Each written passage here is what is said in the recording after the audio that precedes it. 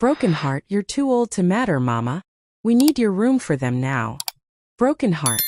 Those were the words that pierced through my chest like a sharp knife. My own daughter, Emily, stood there with her arms crossed, her face hard, as if she was speaking to a stranger and not to the mother who gave her life. She had her husband's parents standing proudly behind her, smiling as if they had just won a great prize. And then, before I could even say a word in my own defense, my daughter pointed toward the hallway. Pack your things, Mama. You'll have to move to the small storage room. They deserve more comfort than you do. I froze. My heart pounded so loudly I could hear it in my ears. My lips trembled and all I could whisper was, Emily, are you really saying this to me? She didn't even look at me. She only turned to her in-laws and said, Don't worry, the room will be ready tonight. That was the moment my world shattered. I felt the floor beneath my feet turn to air. My own daughter, my flesh and blood, had told me I was too old to matter. But you see, my dear viewers, stories like mine are not told in whispers. I must take you back, so you can understand how a mother's love can be repaid with betrayal. Stay with me, because what happened next will leave you shocked. My name is Margaret. I am 72 years old, and I'm speaking to you from Texas, USA. Please, before I continue, I ask you to subscribe, like, and click the notification button so you don't miss my upcoming stories. And tell me, what part of the country are you watching from? I'd love to know. Now let me take you back to where this story began. I raised Emily all by myself. Her father passed away when she was only 7. It wasn't easy, working 2 jobs, sometimes 3, just to keep food on the table and a roof over our heads. I remember sewing clothes late at night to sell in the mornings before rushing off to clean offices downtown. Emily was my reason to keep going, my star in the dark. When she got into college, I sold the only piece of jewelry I had from my mother, an old gold bracelet. That money paid for her first semester's books. I told myself, it's worth it. My child must have a better life than me. And for years, I lived for her dreams, not mine. Every sacrifice I made with love. But love, my dear listeners, is not always returned the way you expect. The first sign of change came after Emily married John. At first, he seemed like a good man, polite, respectful, the kind of son-in-law any mother would thank God for. But slowly things began to shift. Emily stopped visiting me as often. She stopped calling to check on me. When she did speak to me, her words became sharp, like little knives hidden inside sweet voices. Still, I ignored it. I told myself, she's just busy. Married life is stressful. But nothing could prepare me for the night she came home with John and said, Mama, we're moving into your house for a while. We just need some time to save money. Of course, I opened my doors wide. I was so happy to have her back under my roof, even if it was just temporary. My heart was full again. I cooked for them, washed their clothes, even cleaned their mess when they left dishes in the sink. I told myself, this is what mothers do. But then came the in-laws. One afternoon, Emily walked in with John's parents, 2 tall, proud people with cold eyes that scanned my home like it was theirs already. They barely greeted me. They just walked in as if invited, sat down, and made themselves comfortable. John's parents will be staying here too, Mama, Emily said casually, like she was telling me what the weather was. I smiled even though I felt something twist inside me. For how long? I asked. Just until they find their own place, she replied quickly. Days turned into weeks. Weeks turned into months. And before I knew it, they weren't just visitors. They were rulers in my home. They took over my kitchen, criticized my cooking, rearranged my furniture, and spoke to me as if I were a maid. And Emily? She stood by their side every time, nodding in agreement, acting as if their comfort mattered more than her own mother's dignity. But nothing hurt me more than that evening when Emily walked into my room, the room I had slept in for decades, the room filled with my memories, my pictures, my Bible by the bedside, and told me I was too old to matter. Mama, you'll move to the small storage room near the backyard, she said, her eyes cold. My in-laws will take this room. They need the space. I looked at her, waiting for her to laugh, to tell me it was just a cruel joke. But her face was stone. Her husband's parents were smiling behind her, already carrying their bags. The storage room was nothing but a narrow space with a broken window and the smell of dust. I had once used it to keep old boxes and cleaning supplies. Now my daughter wanted me to live there like an unwanted shadow. I picked up my Bible from the side table, holding it close to my chest, and I asked again, my voice breaking, "Emily, do you truly mean this?" And her reply cut deeper than any knife. "Mama, you're too old to matter. Please don't make this harder than it is." Tears filled my eyes. My knees grew weak. But what happened after I refused to move? What happened when I stood my ground? Will shock you even more. I stood in the middle of my room clutching my Bible, my whole body trembling. My daughter's words echoed in my ears. "You're too old to matter." "No, Emily," I said firmly, though my voice shook. "This is my room. I've lived here for more than 30 years. I cannot move to that storage room. You can't do this to me." For the first time in a long while I stood my ground. Emily's face tightened. John placed a hand on her shoulder as if to calm her, but his parents stepped forward, their lips curling in mockery. "Margaret," John's mother said smoothly, "it's just a room. Surely at your age you don't need so much space. We'll be more comfortable here. You'll be fine in the smaller one." I turned to Emily, my heart breaking. "Is this what you want for me? To live like an unwanted guest in my own home?" She avoided my eyes. "Mama, don't make this hard. Please just pack your things. They deserve comfort too." "Comfort?" I whispered. "And what about me? Have you forgotten who carried you on her back, who worked day and night so you could stand here today?" For a brief second, I thought I saw guilt flicker in her eyes. But it vanished as quickly as it came. I said what I said. Emily snapped. "You're too old to matter, Mama. Stop being selfish." Her words hit me like lightning. Me? Selfish? The room was silent except for the sound of my shaky breath. Then slowly, I sat down on the edge of my bed and said, "If you want this room, Emily, then you will have to drag me out yourself. I will not move willingly." That silence didn't last. John's father slammed his hand on the doorframe and shouted, "This is ridiculous. You're holding everyone back because of your stubbornness." Emily's voice rose too. "Mama, don't do this. Don't make me choose between you and them." But wasn't her choice already made? I lowered my eyes, my tears falling onto the Bible in my hands. "I'm not leaving this room," I said softly. John pulled Emily aside. I heard them whispering. His parents glared at me like vultures waiting for their prey. The tension in the air was so thick I could barely breathe. That night I locked my door. My old hands trembled as I pushed a chair against it. I couldn't sleep. I lay awake, listening to footsteps outside the hallway, afraid they would burst in at any moment to throw me out. By morning, I dragged myself out of bed with swollen eyes. The house felt different, colder, heavier. When I entered the kitchen, I found John's mother already there, cooking as if it were her own home. She looked at me, smirked, and said, "Oh, you're still here?" Her words burned inside me, but I said nothing. I poured myself a cup of tea and sat quietly. Emily walked in a few minutes later, ignoring me completely, chatting happily with her mother-in-law about what to cook for dinner. It was as if I were invisible. The days that followed were filled with small humiliations. My belongings from the living room were moved to the storage area without my permission. My favorite armchair disappeared. I later found it shoved outside under the porch. Whenever I tried to join them at the dining table, they spoke over me, barely acknowledging my presence. Still, I held on to my room. It was all I had left. But the pressure grew worse. One evening, Emily stormed into my room without knocking. Her eyes were red with anger. "Mama, this has gone on long enough. You're making everyone uncomfortable. If you love me, if you ever loved me, please just move to the storage room." I stared at her, my heart tearing apart. "If you loved me, Emily," I whispered, "you would never ask me this." Her face hardened. "Fine," she said. "If you won't move willingly, we'll make sure you do." She slammed the door behind her. That night, as I prayed by my bedside, I heard heavy footsteps approaching.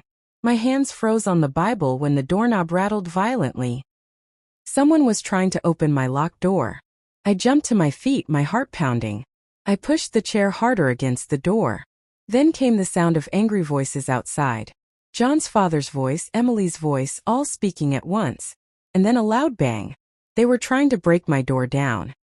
The bang on the door echoed through my chest like thunder.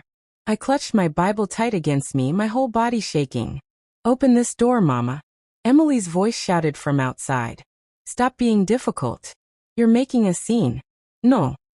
I screamed back, my voice cracking with desperation. "This is my room. Leave me alone." John's father slammed against the door again, harder this time.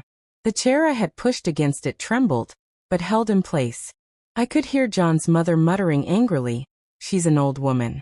What's she going to do? She can't stop us forever." My knees buckled. I fell to the floor, pressing my forehead against the cold wooden boards. "Lord, please protect me," I whispered through my tears. For a moment the banging stopped. The silence was worse than the noise. I held my breath, straining to hear. Then Emily's voice came again, softer this time but sharper than a knife. "If you won't open, Mama, then don't blame me when things get ugly." My heart broke right then. My daughter, the baby I had carried on my back, the child I had worked day and night for, was threatening me like a stranger.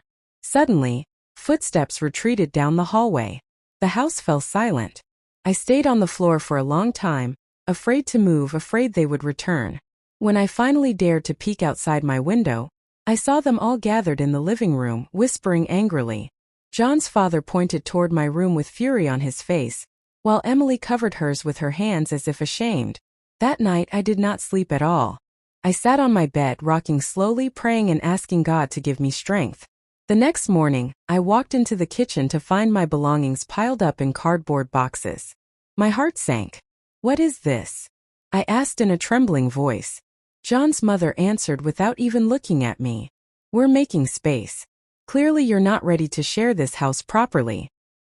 I opened one of the boxes and found my family photographs, my late husband's watch, and even my old knitting yarn, all shoved together carelessly. My hand shook as I held a picture of Emily when she was 5 years old, smiling with 2 missing teeth. "Emily," I whispered, turning to her as she entered the room, "how could you let them do this? These are my things."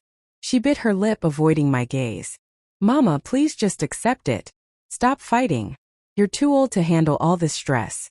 Why not just move peacefully and let everyone be comfortable?" "Too old," I repeated, my voice breaking. "Emily, old or not, I am still your mother. I am not a burden. This is my house, my room, my life. You can't just erase me." But she said nothing. She only walked away. The following days were filled with cold silence. No one spoke to me unless it was to criticize. At dinner, they laughed and shared stories, leaving me in silence at the far end of the table. My food tasted like sand. My heart grew heavier every day. Yet I refused to move. I stayed in my room, holding on to the last piece of dignity I had. Then one Sunday evening everything changed. I was sitting in my room reading my Bible when suddenly the lights went out. At first I thought it was a power cut, but when I peeked into the hallway, the rest of the house was glowing with light. Only my room was dark. I rushed to the switch and flicked it up and down, but nothing. My electricity had been cut off. Panic filled my chest. I stumbled out of my room, my voice shaking. "Emily, did you cut the power to my room?" She appeared at the end of the hallway, her face pale but firm. "Mama, you left us no choice. Maybe if the room is uncomfortable, you'll finally agree to move." My knees almost gave way. "Emily," cried out, "how could you do this to me? To your own mother?" But she turned away, leaving me in the dark. I fell to the floor, clutching my Bible as tears poured down my face. And just when I thought my heart couldn't break any further, I overheard John's father's voice from the living room. "Tomorrow we'll take stronger steps. If she won't move willingly, we'll drag her out ourselves." I lay on the cold floor that night, the darkness of my room swallowing me whole.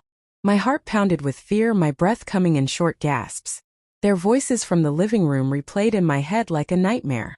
"Tomorrow we'll take stronger steps. If she won't move willingly, we'll drag her out ourselves." Those words echoed like thunder in my ears. I pressed my Bible against my chest, whispering prayers, tears running down my face. "Lord, please fight for me. I am weak. I am old. But you are strong. Don't let my enemies triumph over me."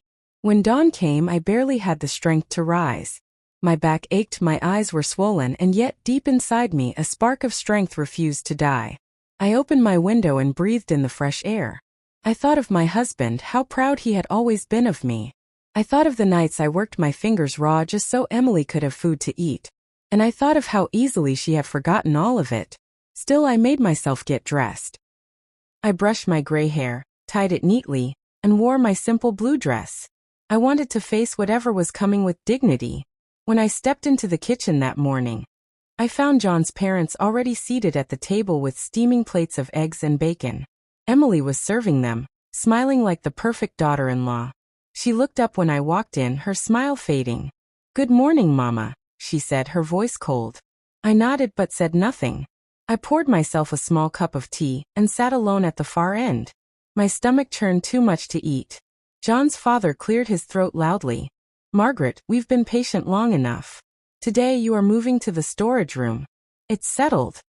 I stared at him, my hands trembling around my teacup. "No," I said softly. "This is my home. My room. I will not leave." John's mother scoffed. "Stubborn old woman. You're ruining everyone's peace." Emily looked down at her plate, unable to meet my eyes. But her silence spoke louder than any words. After breakfast, I retreated to my room. I locked the door and pushed the chair against it again. My heart beat faster with every passing hour. I knew they were planning something. By afternoon, I heard the heavy sound of boots approaching my door. My body stiffened. "Margaret!" John's father barked. "Open up now. This is your last chance." I stayed quiet, clutching my Bible. Then came the sound of something metallic, tools scraping against the lock. My breath caught. They were trying to break it open. "Lord, give me strength," I whispered, tears streaming down my face. The banging grew louder. Wood cracked. My chair shifted with every slam.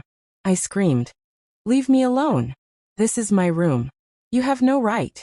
But my cries only fueled them. John's father shouted, "We warned you." Suddenly, the door shuddered violently, and the chair skidded across the floor. The lock snapped with a sharp crack. The door swung open with a bang. There they were. John's father at the front, John behind him, Emily hovering in the hallway with wide, fearful eyes. John's mother smirked and pointed at me. "Take her things out. She's moving today, whether she likes it or not." I backed up until I hit the wall, my heart racing. "Emily," I cried, my voice breaking. "Don't let them do this to me. Please, I am your mother." For a second, she froze, her eyes glistening with tears. But then she looked away. John's father marched toward my wardrobe, pulling the doors open and yanking out my clothes. My neatly folded dresses scattered across the floor. "No!"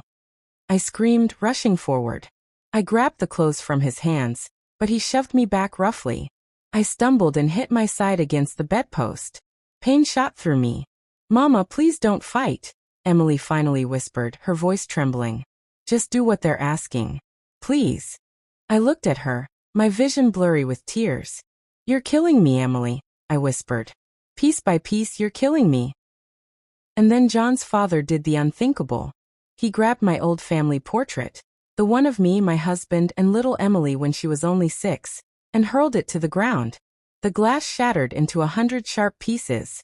The sound pierced through my soul. I fell to my knees, picking up the broken picture frame with trembling hands. Blood trickled from my fingers as the glass cut into my skin. And that was when something inside me snapped. I lifted my head, my voice shaking but fierce. "If you dare touch another one of my things, I will call the police." The room fell silent. They all stared at me, shocked. But John's father stepped closer, his face twisted with anger. "Go ahead and call them," he growled. "But by the time they get here, you'll already be out." And then he reached for my arm. His rough hand clamped around my thin arm, his fingers digging into my skin like claws. I cried out in pain, my body twisting to break free. "Let go of me," I screamed, my voice echoing through the house. But John's father only tightened his grip. "You're moving now, whether you like it or not," he growled, dragging me toward the door. My legs stumbled, my feet scraped against the floor, but I held my Bible tightly in my free hand. "Emily," I cried, my eyes searching for her. "Emily, stop him." Please don't let this happen. She stood frozen in the hallway, her face pale, her eyes wet with tears, but her lips stayed sealed. Emily! I screamed again, my heart breaking into pieces. I am your mother. John's mother sneered. Enough of this drama. She's had her time. Let her move aside for the younger ones. The words burned my ears. I twisted with all the strength left in my frail body, slapping John's father's arm with my free hand. I will not leave. I shouted. This is my home. He shoved me backward so hard that I crashed against my bed. Pain shot through my back, and my Bible slipped from my grasp, landing on the floor with a heavy thud. I gasped for air, tears blinding my vision. My chest heaved as I struggled to push myself up. For a moment, the room spun. I thought I might faint. Then, out of nowhere, my trembling voice rose again. If you put your hands on me one more time, I swear on my husband's grave, I will call the police. That stopped him. For a moment, John's father froze, his face twisted with rage. He turned to John. Do you hear this? She's threatening us in her own house. John hesitated.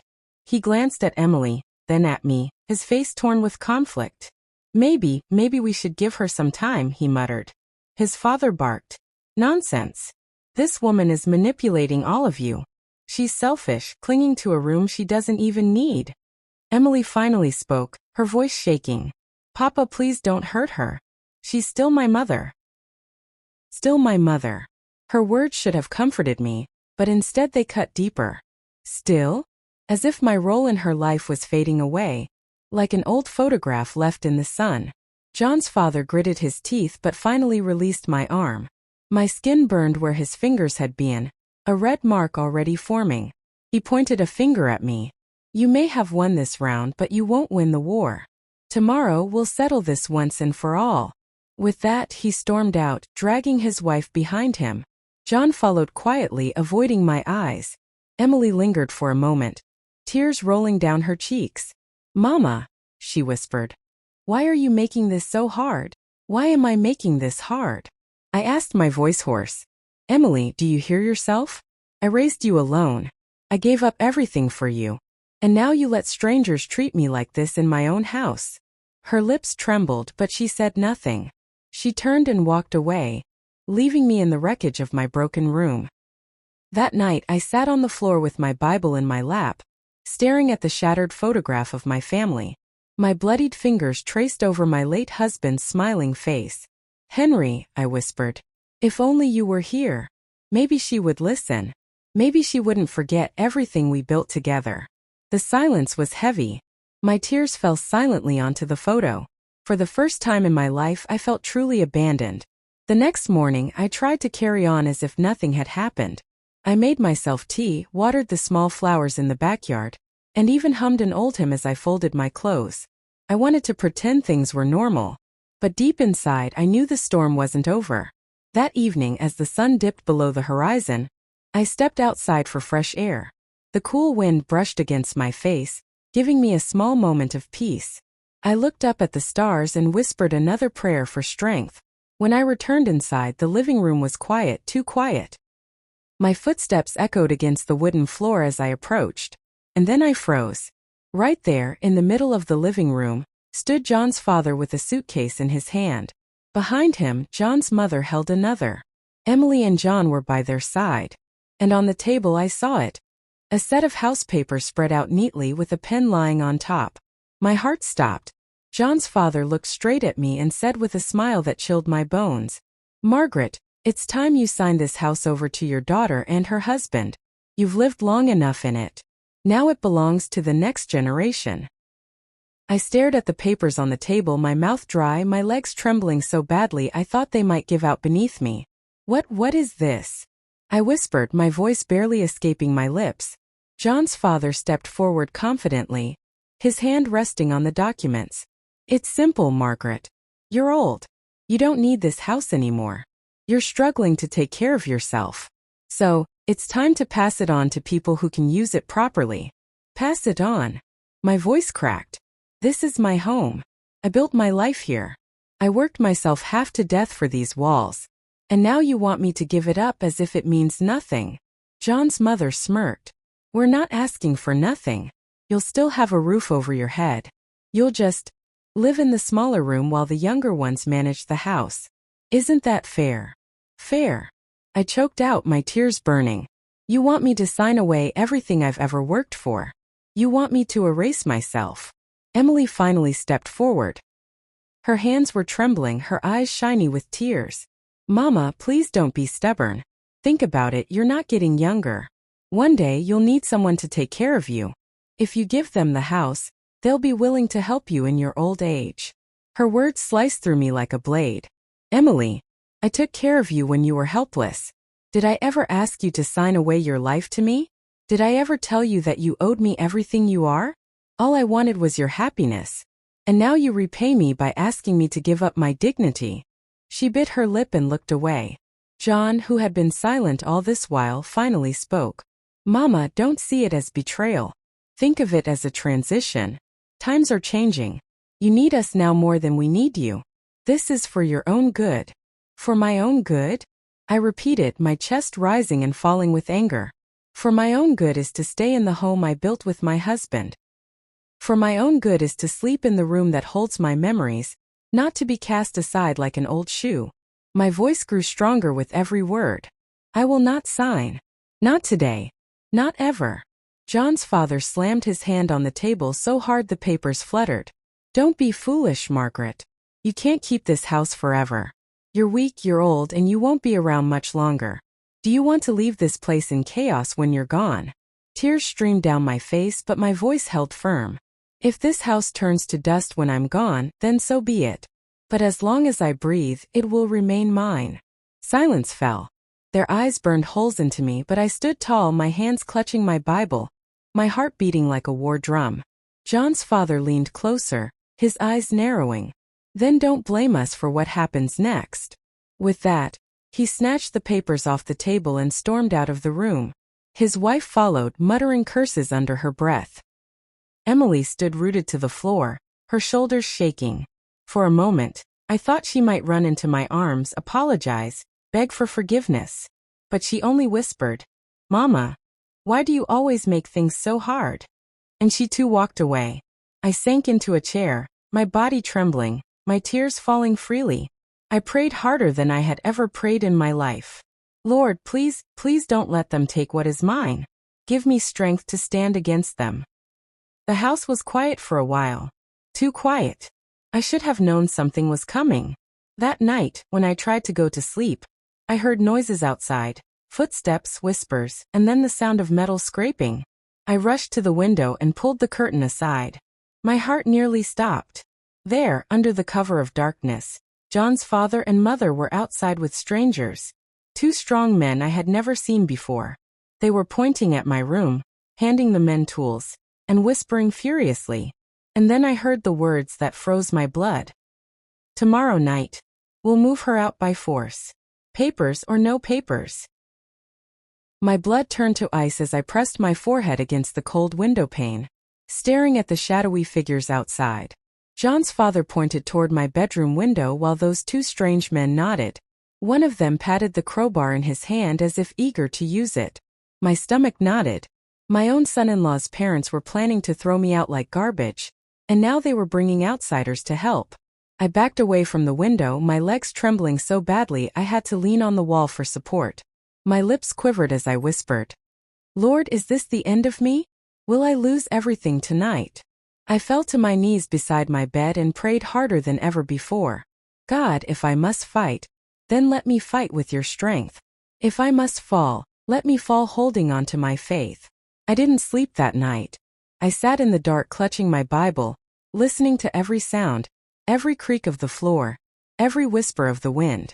The house that once felt safe now felt like a battlefield. By morning, the strangers were gone, but the fear they left behind stayed with me. I could see it in the way John's father avoided my eyes at breakfast, in the way John's mother smirked knowingly, and in the way Emily kept her head down, unable to face me. When she placed my tea in front of me, her hands trembled.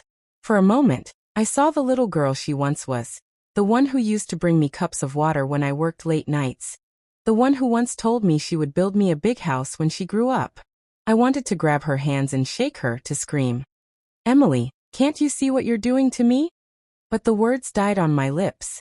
Instead, I quietly whispered, my daughter, the tears you let others cause me today, one day, they will return to you. Her eyes filled with tears, but she turned away quickly, pretending not to hear. The day passed slowly. Every tick of the clock felt like a drumbeat counting down to my doom. I moved around my room like a restless spirit, folding and unfolding the same clothes, staring at the broken family picture, tracing my husband's face with trembling fingers.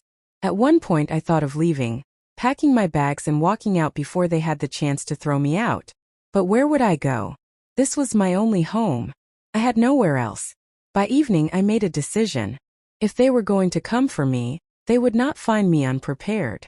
I gathered all my important things, my Bible, my husband's watch, my old photographs, and hid them in a small bag under my bed. Then I took the little money I had saved over the years and tucked it inside my dress. Finally, I locked my door again, pushed the chair against it, and sat in the dark waiting. Hours passed. The house grew quiet. Everyone had gone to their rooms. Then just after midnight I heard it. Whispers outside my window. Footsteps on the gravel. The faint sound of tools clinking together. My heart pounded so hard I thought it might burst. I crawled to the window and peeked out through the curtain. There they were. The same two men from last night, standing with John's father. One of them held a flashlight. The other held a crowbar. They crept toward my window like thieves in the night. I gasped and stumbled backward, my body shaking uncontrollably. My mind raced. Should I scream? Should I run? Should I call the police? Before I could decide, I heard the first scrape of metal against my window frame. They were trying to break in. The sound of metal screeching against my window frame jolted me like lightning. My whole body shook as I clutched my Bible to my chest. Lord, protect me, I whispered, my voice barely audible over the pounding in my ears. The window rattled. The glass shook. One of the men grunted. Hold it steady, it's almost loose. No. I cried out, rushing forward and banging the window from inside with both fists. Leave me alone. This is my house. The men froze for a second, startled by my sudden scream. But John's father's harsh voice cut through the night. Don't stop. Get her out of there. She's weak, she won't do anything. Tears blurred my vision. My hands trembled so badly that I could barely hold onto the chair I dragged in front of the window. I tried to wedge it against the frame, but the men shoved harder, and the wood creaked dangerously. Stop this madness. I shouted again, my voice raw with fear. You will answer to God for this. But my words only seemed to fuel them. The man with the crowbar slammed it against the window. The glass shattered, scattering shards across my floor. Cold night air rushed in, carrying with it the smell of danger. I screamed and stumbled backward, nearly tripping over my bag hidden under the bed. My knees hit the ground as I tried to crawl toward the door. Then I heard Emily's voice from down the hall. What's going on? For a fleeting moment, hope flickered in me. Maybe, just maybe, my daughter would stop this madness. But before I could even call out to her, John's mother snapped. Go back to bed, Emily. This doesn't concern you. We're handling it. I froze. My heart broke into pieces. My own daughter's footsteps faded away, and she never came. The men climbed halfway into my room now, their heavy boots crushing glass beneath them. Their faces were shadowed, but their intent was clear. I grabbed my lamp from the table and hurled it toward them with all the strength left in me. The lamp smashed against the window frame, sparks flying as the bulb burst. The men cursed and ducked back for a moment. I used that chance to rush to the door. My hands fumbled desperately at the lock, my old fingers refusing to move fast enough. Behind me, John's father barked. Get her before she escapes. One of the men swung his leg over the sill and landed inside my room with a heavy thud. I managed to unlock the door just as he lunged toward me. I screamed and darted into the hallway, my bare feet cutting against tiny shards of glass. My body was weak, but fear gave me speed I didn't know I still had. The hallway was dark, the silence of the house suffocating. I banged on Emily's door screaming, Emily, Emily, they're coming for me. But there was no answer. No answer at all. I turned just in time to see the man charging after me. His shadow loomed larger and larger until it swallowed me whole. And then, Everything went black. When I opened my eyes, everything was blurry. The first thing I noticed was the smell, dust, damp wood, and something bitter I couldn't place. My head throbbed as if a hammer had struck it. I tried to sit up, but my wrists wouldn't move. They were tied. Rope. Rope dug into my skin so tightly that I could feel it cutting off my circulation. My ankles were bound too. I blinked hard, forcing my eyes to adjust to the dim light. I was no longer in my bedroom. I was in the small, cold storage room at the back of the house, the one where we used to keep old furniture and tools. My heart dropped. They had locked me away like some prisoner. I heard voices outside the door. Muffled, but angry. John's father was speaking. She'll sign whether she wants to or not. Nobody's too proud to give in when they're cornered. Then John's mother's shrill voice. We should have done this long ago. Old people never know when to step aside. I closed my eyes, tears sliding down my cheeks. My own daughter's house had become my prison. My own blood had abandoned me. Minutes stretched into hours. My throat was dry, my body aching. I thought of my husband and the promise we made to always protect this house, this family. Now I sat there, helpless, tied up like I was nothing. At some point, Emily slipped into the storage room quietly. Her face was pale, her eyes swollen from crying. She held a cup of water in shaking hands. "Mama," she whispered, kneeling beside me. She held the cup to my lips. I drank slowly, the water tasting like both relief and betrayal. "Emily," I croaked, my voice breaking. "How could you let them do this to me? I am your mother. I carried you, raised you, gave you everything. And now I sit here like a thief in my own home." Her hands shook so badly the cup nearly spilled. "Mama, I'm sorry. But you don't understand. They promised us security. They promised that if we take the house now, we won't struggle in the future. I can't fight them.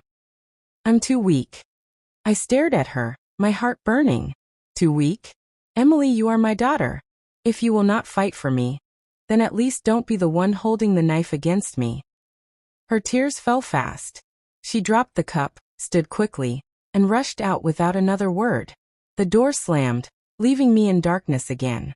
I sat there shaking, praying, whispering verses under my breath, clinging to my faith like a drowning woman clings to driftwood.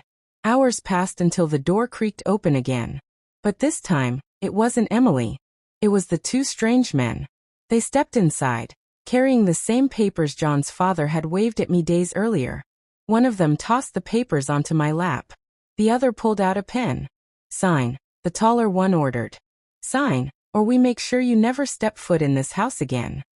I stared at the papers. My hands shook so violently I thought the ropes might snap. My chest felt tight, my breath short. And then the man leaned closer, his voice a whisper like venom. "If you don't sign, old woman, accidents can happen. People fall. People disappear. No one will question it, because you're already too old to matter." My blood froze. The papers shook in my lap as I stared at the bold words across the top. Property transfer agreement. The pen hovered in the man's hand like a blade waiting to strike. His eyes bore into mine, cold and unfeeling. "Sign it," he growled, "or this night will be your last." My lips trembled, but my voice rose from deep within me, steady and strong. "You may take my life, but you will never take my soul. This house is mine, and it will remain mine until God himself decides otherwise." The man's jaw clenched. He raised his hand as if to strike me, and then, before his palm could touch me, the door burst open. "Stop!" Emily stood there, her chest heaving, tears streaming down her face. Her hands shook violently, but in them she clutched my old kitchen knife. The men froze, startled. John's father shouted from behind her. "Emily, what are you doing? Get out of the way." But she didn't move. She stepped further inside, her voice breaking as she cried, "Enough! I won't let you hurt her anymore. She's my mother. My own mother. What kind of daughter have I become to let you do this to her?" John's mother sneered. "Emily, don't be foolish. Think of your future. Think of security. This old woman is nothing but a burden now." Emily turned, her eyes blazing through her tears. "She is not a burden. She's the reason I even have a future. And if that makes me foolish, then I'd rather be foolish than heartless like you. For a moment silence hung heavy in the room. The men shifted uneasily. John's father glared, but even he saw the fire in Emily's eyes. Slowly she walked toward me, cutting the ropes from my wrists and ankles with the knife. My body trembled with freedom as the bonds fell away. I clutched her hand, my tears soaking her fingers. "My daughter," I whispered. "You came back to me." She knelt down, her forehead pressing against mine. "Forgive me, Mama. I was blind. I was weak. But never again. Never." The men looked at each other, unsure. Finally, John's father growled, "Fine. Keep the cursed house then. But don't expect our help when you're starving in the streets." They stormed out, dragging their shame behind them. The men followed, muttering curses, but they didn't look back. For the first time in weeks, the house was silent again. Emily held me close, rocking me like a child, though it was I who had once rocked her. "Mama, I promise you, I'll protect you. I'll never let anyone take what's yours again." I closed my eyes, exhausted, my body weak but my spirit alive. The house still stood. My dignity was intact. And though I had almost lost my daughter, she had found her way back to me. The lesson burned deep into my heart, a truth I needed the world to hear. When family turns against you, the real battle is not over property or rooms or security. The real battle is over love. And love, true love, will always find its way back, even if it takes time, tears, and scars. So my dear viewers, if you're watching this now, let me leave you with this. Never let greed blind you. Never let the world convince you that the old have no value. We are the roots that hold the tree upright. Without us, the branches fall. And to all of you who've listened to my story, thank you. Don't forget to like, subscribe, and click the notification bell so you won't miss the next story. Tell me from which part of the country you're watching from. I want to know where my words are traveling. This is Margaret, 68 years old, from Georgia, signing off. God bless you all. The night after the chaos, I finally slept, though my sleep was broken, restless, full of shadows. I woke up several times clutching my chest, afraid the men would come back through the window. Each time Emily was there. She sat by my bedside, holding my hand, whispering, "It's okay, Mama. They're gone. I won't let anyone hurt you again." For the first time in weeks, her words felt true. The morning sunlight streamed through the window, golden and warm. For a moment, the house almost felt the way it used to, safe, alive, mine. Emily made me breakfast with her own hands, something she hadn't done since she got married.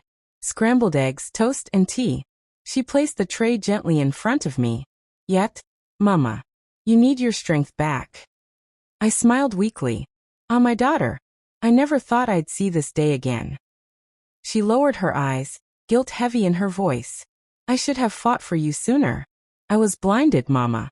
Blinded by fear of the future. I forgot the past that built me." I reached out, touching her cheek. "The past forgives, Emily. What matters is what you do now." We shared that quiet moment, but deep in my heart, I knew things were not yet over. John's parents had left in anger, but they were not the kind to give up so easily. Their pride had been wounded, their greed left unsatisfied. I could almost feel their bitterness lingering in the air, like smoke after a fire. And I was right. By the third day, we started hearing whispers. Neighbors stopping Emily in the street with raised brows. Women at the market pulling me aside, whispering, "Margaret, is it true you refused to share your home? That you nearly cursed your own daughter's future?" The word stung. John's parents had already begun poisoning the town with lies. They painted me as a selfish, bitter old woman who wanted to cling to everything and give nothing. They said I was too proud to let go, too stubborn to bless my daughter's marriage. Emily tried to defend me, but the looks, the murmurs, the judgment grew heavier each day. One afternoon, as I returned from buying flour, a man I had known for years spat near my feet and muttered, "Old people should learn when to step aside." I stopped in my tracks, my chest burning. My heart ached, not for myself, but for the cruelty of a world that so easily discards its elders. That night, I sat alone in my room, staring at the old photographs of my husband. "Oh, Daniel," I whispered. "If you were here, would you still believe we raised them right? Would you still believe love is enough to hold a family together? I wiped my tears quickly when Emily entered. She had something in her hand, an envelope, thick with folded papers. Her face was pale, her voice shaking. Mama, they're not finished. Look. I opened the envelope. My hands trembled as I pulled out the contents. Court documents. Filed against me. John's parents had taken legal action, seeking to forcefully claim ownership of the house. My chest tightened, the papers slipping from my fingers. This wasn't over. It had only just begun. The papers lay scattered across my lap, the black ink glaring up at me like chains. My chest rose and fell heavily as I read the words over and over. Petition for transfer of ownership. John's parents had gone to court, claiming that I was unfit to manage my own property. They wanted the judge to strip me of my rights and hand the house over to them. Tears blurred my sight. My shaking hands clutched the edge of my bed. Oh Lord.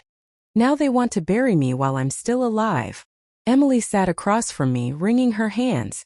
Mama, I'll stand with you. I don't care what they say in court. I won't let them win. Her words gave me strength, but I could still hear the echo of the neighbors' whispers, still feel the spit near my feet. Would anyone believe me? Or would they all side with the ones who shouted the loudest? The days leading to the hearing were heavy. I could barely eat. At night I tossed and turned, seeing John's parents in my dreams, their voices taunting me. You're too old to matter. But every morning, I forced myself to stand. I brushed my hair, put on my best dress, and held my Bible close. If they wanted to fight me in court, they would not face a broken woman. They would face Margaret, the same woman who had survived loss, labor, and life storms. The day of the hearing arrived. The courthouse was crowded, the air thick with murmurs. I could feel eyes on me as I walked in, Emily holding my arm tightly. Some eyes were pitying. Others were judging. Many were already condemning. John's parents sat across the aisle, their clothes pressed, their faces smug. John sat with them, his head bowed, refusing to meet my gaze. My heart broke again, but I straightened my back and kept walking. The judge entered, and silence filled the room. The lawyer representing John's parents stood tall, his voice smooth as he painted a picture of me as an old, unstable woman. He claimed I was too weak to handle the property, that I had become paranoid, even violent. He even twisted the night of the break-in, saying I had attacked the men who came to check on me. My blood boiled. I gripped Emily's hand so tightly she winced. When it was our turn, Emily stood up. Her voice trembled, but her words carried truth. Your Honor, my mother is not unstable. She is strong. She is the reason I am alive today. She gave her life to raise me. And now these people, she pointed at John's parents, want to strip her of the only thing she has left. This is not justice. This is greed. Murmurs rippled through the court. For a moment, hope stirred inside me. But then, the judge leaned forward, adjusting his glasses, his expression unreadable. Mrs. Margaret, he said slowly, his voice deep and commanding, before I can make a decision, I need to hear directly from you. Tell this court, are you truly capable of managing your home? Or are you, as they claim, too old to matter? The words echoed like a knife driven into my chest. The whole courtroom went silent, every eye fixed on me. My lips trembled. My body felt weak. My voice nearly failed me. And then my vision blurred. The room tilted. My heart squeezed tight. I collapsed on the floor of the courtroom. Gasps filled the air. Emily screamed, Manga. The last thing I remembered was the judge's words. Too old to matter. Echoing in my ears before darkness swallowed me whole. When I opened my eyes, I was lying on a hospital bed. The white ceiling above me swayed slightly as my vision steadied. My chest ached, my head pounded, and my throat felt like sandpaper. Mama. Emily's voice. She sat beside me, clutching my hand, her eyes red and swollen from crying. You're awake, she whispered, her voice trembling. I tried to speak, but my voice cracked. What happened? You fainted in court, she said, her tears falling again. Your blood pressure spiked. The doctor said it was from stress. I closed my eyes, shame washing over me. Even my own body is betraying me now. Emily shook her head quickly. No, Mama. Don't say that. You are strong. Stronger than anyone I know. They pushed you too far. Her words touched me, but deep down, I feared the damage had already been done. If the court had seen me collapse, would they not use it as proof that I was unfit? 2 days passed in the hospital. Emily rarely left my side. Sometimes I woke to find her praying quietly, asking God to forgive her and give me strength. Other times she sat staring at me, as if afraid I might vanish if she looked away too long. On the 3rd day, the doctor cleared me to leave. You need rest, he warned, and no more shocks. But rest was impossible. The moment I returned home, a letter awaited me. A court notice. The judge had postponed the case for 2 weeks. 2 weeks to recover. 2 weeks to prepare. 2 weeks before I would have to prove, once again, that I was not too old to matter. That night, I sat by the window, staring at the stars. My heart felt heavy, but not hopeless. I whispered to the sky, Daniel, give me your strength. I will not let them erase me. Emily entered quietly, holding a folded piece of paper. Her hands trembled as she offered it to me.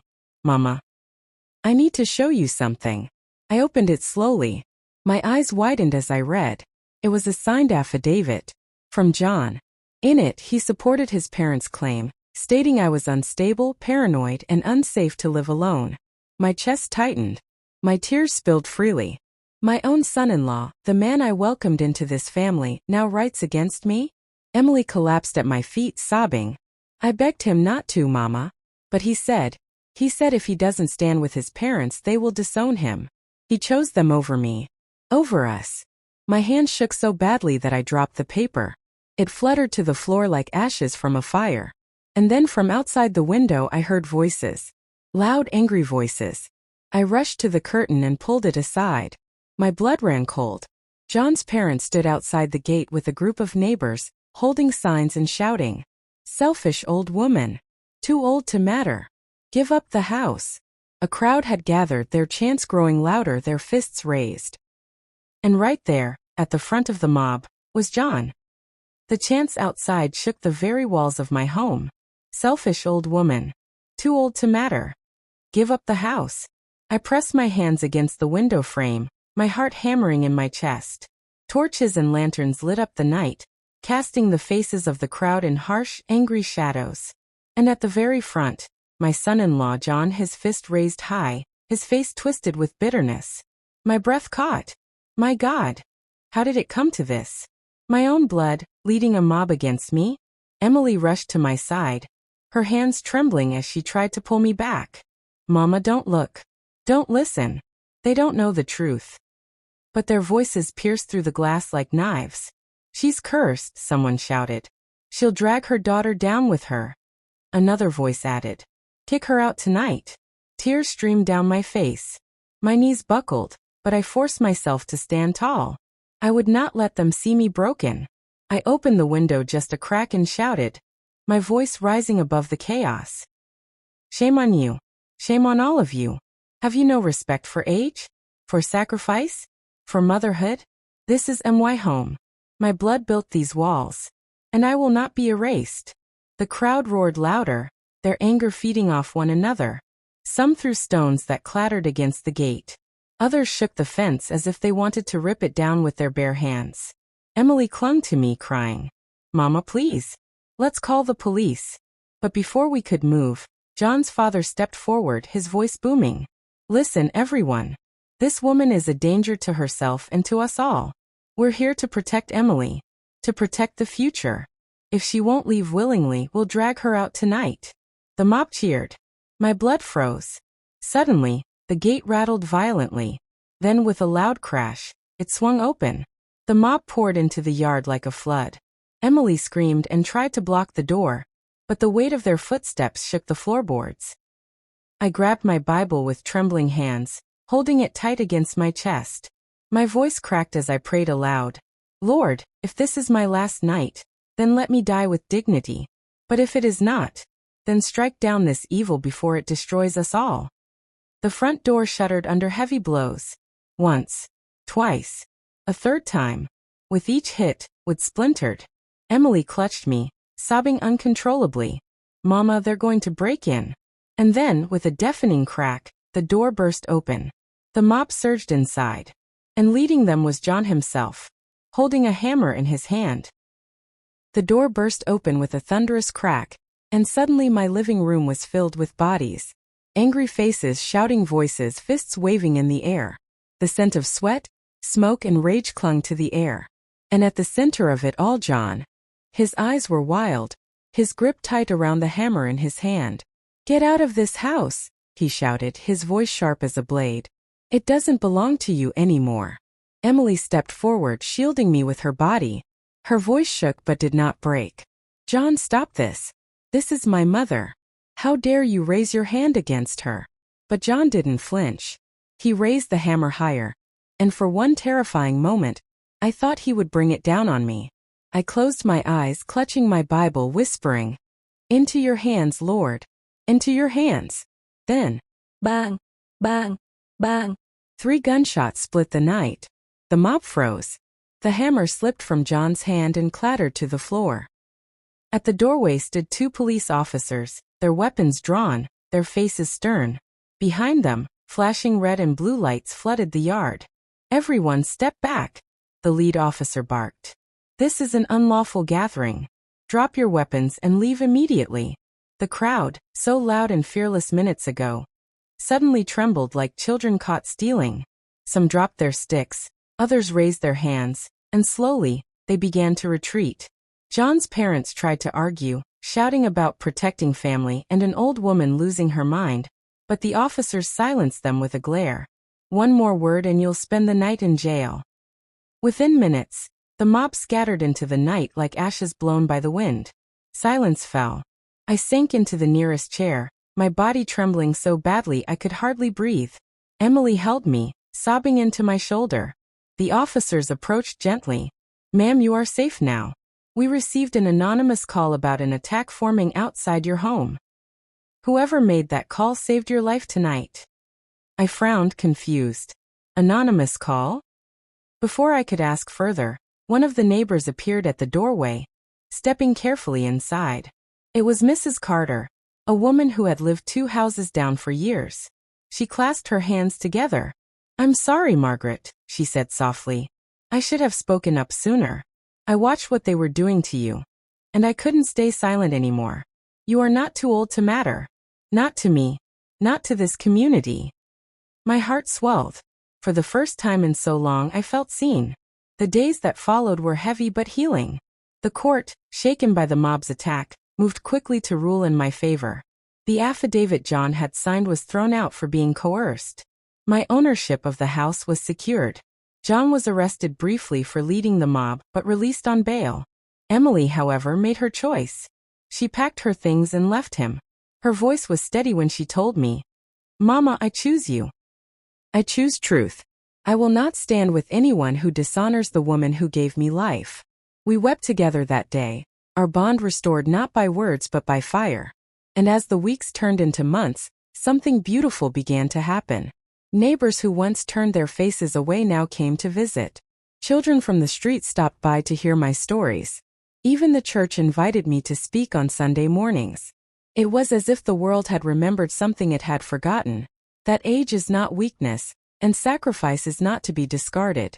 One evening, as Emily and I sat together on the porch watching the sunset, she held my hand and whispered, "Mama, I'm sorry for every time I doubted you. You are not too old to matter. You never were." I smiled through tears. "And you, my daughter, are never too young to learn. Let this be our lesson. Those who forget the worth of their elders will one day lose their own worth." The cicadas hummed, the stars peeked through the sky, and peace, true peace, finally returned to my home. So to everyone watching, wherever you are, remember this. Treasure your parents, your grandparents, the elders around you. They carry the wisdom of years, and one day, you will walk the same path. I am Margaret, from North Carolina, 72 years old. Thank you for staying with me through this journey.